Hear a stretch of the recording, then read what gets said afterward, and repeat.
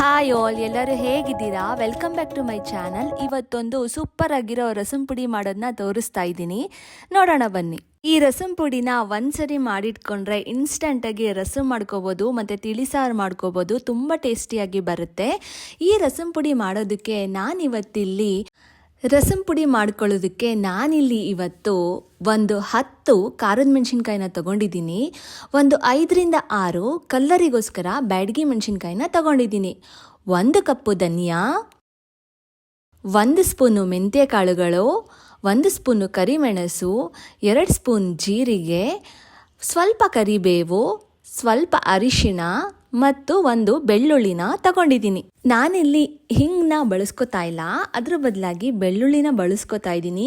ನೀವು ಹಿಂಗ್ ಬಳಸೋರಾಗಿದ್ದರೆ ಹಿಂಗನ್ನ ಇದ್ರ ಜೊತೆಲೆ ಸೇರಿಸ್ಕೋಬೋದು.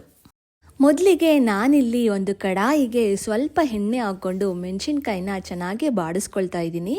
ಒಂದು ಮೀಡಿಯಂ ಫ್ಲೇಮಲ್ಲಿ ಮೆಣಸಿನ್ಕಾಯಿನ ಚೆನ್ನಾಗಿ ಬಾಡಿಸ್ಕೊಳ್ಬೇಕು.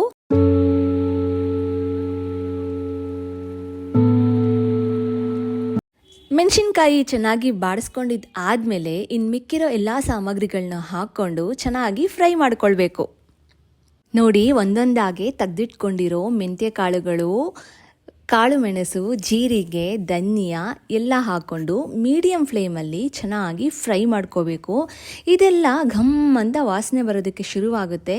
ಅಲ್ಲಿ ತನಕ ಇದನ್ನು ಮೀಡಿಯಂ ಫ್ಲೇಮಲ್ಲೇ ಚೆನ್ನಾಗಿ ಫ್ರೈ ಮಾಡ್ಕೋಬೇಕು.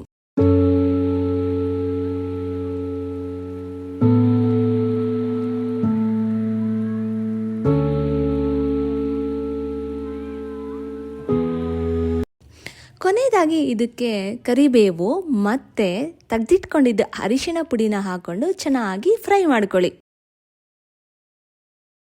ನೀವು ಹಿಂಗನ್ನ ಬಳಸ್ತಾ ಇದ್ರೆ ಈ ಹಂತದಲ್ಲಿ ಹಿಂಗನ್ನ ಸಹ ಹಾಕ್ಕೊಂಡು ಚೆನ್ನಾಗಿ ಫ್ರೈ ಮಾಡ್ಕೋಬೇಕು.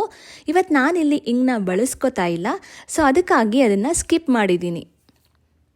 ನೋಡಿ, ಇದು ಚೆನ್ನಾಗಿ ಫ್ರೈ ಆಗಿದೆ. ಇವಾಗ ಇದನ್ನು ಚೆನ್ನಾಗಿ ಕೂಲ್ ಡೌನ್ ಆಗೋದಕ್ಕೆ ಬಿಡ್ತಾ ಇದ್ದೀನಿ. ಇದು ಚೆನ್ನಾಗಿ ಆರ್ಕೊಂಡ್ಮೇಲೆ ಮಿಕ್ಸಿ ಜಾರ್ಗೆ ಹಾಕೊಳ್ಳೋಣ. ನೋಡಿ, ಇದು ಈಗ ಚೆನ್ನಾಗಿ ಆರ್ಕೊಂಡು ಎಲ್ಲನೂ ಗರಿಯಾಗಿ ಕ್ರಿಸ್ಪಿ ಆಗಿದೆ. ಇದನ್ನು ಒಂದು ಮಿಕ್ಸಿ ಜಾರ್ಗೆ ಹಾಕ್ಕೊಂಡು ನುಣ್ಣಗೆ ನಾನು ಪುಡಿ ಮಾಡ್ಕೊಳ್ತೀನಿ.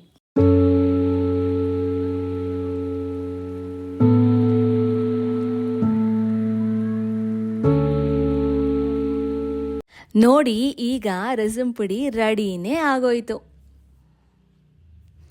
ಘಮ ಘಮ ಅಂತ ತುಂಬ ಒಳ್ಳೆ ಫ್ಲೇವರ್ಫುಲ್ ಆಗಿರೋ ಸ್ಮೆಲ್ ಬರ್ತಾ ಇದೆ. ತುಂಬ ರುಚಿಯಾಗಿ ಬಂದಿರುತ್ತೆ ಅಂತ ನಾನು ಅನ್ಕೋತಾ ಇದ್ದೀನಿ. ಈಗ ನೋಡಿ, ಪಕ್ಕದಲ್ಲಿ ಒಂದು ಕುಕ್ಕರಲ್ಲಿ ಬೇಳೆ ಮತ್ತು ಟೊಮೆಟೊನ ಒಂದು 2 ವಿಷಲ್ ಕೂಗಿಸಿಟ್ಕೊಂಡಿದ್ದೆ. ಸೊ ಈಗ ನಾನು ಚೆಕ್ ಮಾಡ್ಕೊಳ್ತಾ ಇದ್ದೀನಿ. ಬೇಳೆ ಸಹ ಚೆನ್ನಾಗಿ ಬೆಂದಿದೆ. ಸೊ ಬೆಂದಿರೋ ಟೊಮೊಟೊನ ಒಂದು ತೆಟ್ಟೆಗೆ ತೆಗೆದಿಟ್ಕೊಳ್ತಾ ಇದ್ದೀನಿ. ಬೇಳೆನ ಒಂದು ಮಸಿಯೋ ಕೋಲಿನ ಸಹಾಯದಿಂದ ಸ್ವಲ್ಪ ಲೈಟಾಗಿ ಮ್ಯಾಶ್ ಮಾಡ್ಕೊಳ್ತಾ ಇದ್ದೀನಿ.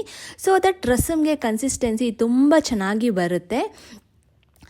ಮತ್ತು ಟೊಮೊಟೊನೂ ಸಹ ಅದೇ ಮಸಿಯೋ ಕೋಲಿಂದ ಚೆನ್ನಾಗಿ ಮ್ಯಾಶ್ ಮಾಡಿ ಎತ್ತಿಟ್ಕೊಳ್ತಾ ಇದ್ದೀನಿ.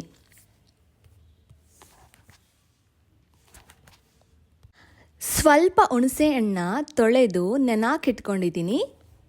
ಈಗ ರಸಮ್ಗೆ ಒಗ್ಗರಣೆ ಕೊಟ್ಕೊಳ್ಳೋಣ. ಒಂದು ಪಾತ್ರೆಗೆ 1-2 ಸ್ಪೂನ್ ಎಣ್ಣೆ ಹಾಕ್ಕೊಂಡು ಸ್ವಲ್ಪ ಸಾಸಿವೆ, 1 ಹಸಿಮೆಣಸಿನಕಾಯಿ, ಜಜ್ಜಿಟ್ಕೊಂಡಿರೋ ಬೆಳ್ಳುಳ್ಳಿ, ಕರಿಬೇವು, ಜೀರಿಗೆ ಮತ್ತು ಮೆಣಸು ಹಾಕ್ಕೊಂಡು ಚೆನ್ನಾಗಿ ಒಗ್ಗರಣೆ ಮಾಡ್ಕೊಳ್ತಾ ಇದ್ದೀನಿ.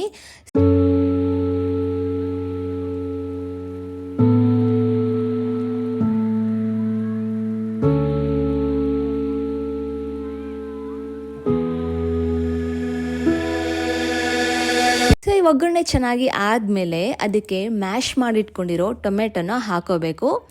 ಸೊ ಹಾಕ್ಕೊಂಡು ಈ ಹಂತದಲ್ಲಿ ನಾವು ಹುಣಸೆ ಹಣ್ಣನ್ನ ನೆನೆಸ್ಕೊಂಡಿದ್ವಲ್ಲ, ಹುಣಸೆ ಹಣ್ಣಿನ ರಸನೂ ಸಹ ನಾನು ಇದಕ್ಕೆ ಸೇರಿಸ್ಕೊಳ್ತಾ ಇದ್ದೀನಿ. ಸೊ ಇದನ್ನೆಲ್ಲ ಚೆನ್ನಾಗಿ ಸೇರಿಸ್ಕೊಂಡು ಚೆನ್ನಾಗಿ ಬಿಸಿ ಆದಮೇಲೆ ಬೆಂದಿರೋ ಬೇಳೆ ಕಟ್ಟನ್ನ ಇದಕ್ಕೆ ಹಾಕೋಬೇಕು. ಸೊ ಬೆಂದಿರೋ ಬೇಳೆ ಕಟ್ಟನ್ನ ಇದಕ್ಕೆ ಹಾಕ್ಕೊಂಡು ಚೆನ್ನಾಗಿ ಮಿಕ್ಸ್ ಮಾಡ್ಕೊಳ್ತಾ ಇದ್ದೀನಿ. ಸೊ ಚೆನ್ನಾಗಿ ಮಿಕ್ಸ್ ಮಾಡ್ಕೊಂಡು ಆದಮೇಲೆ ಸೊ ನೋಡಿ, ನಾನು ಇದಕ್ಕೆ ಮಾಡಿಟ್ಕೊಂಡಿರೋ ರಸಂ ಪುಡಿಯಲ್ಲಿ 1-2 ಸ್ಪೂನಷ್ಟು ರಸಂ ಪುಡಿನ ಇದಕ್ಕೆ ಸೇರಿಸ್ಕೊಳ್ತಾ ಇದ್ದೀನಿ.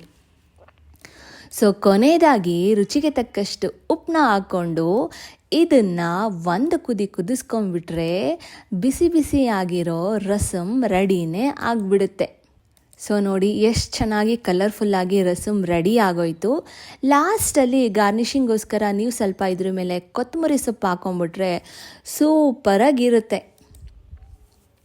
Thank you for watching.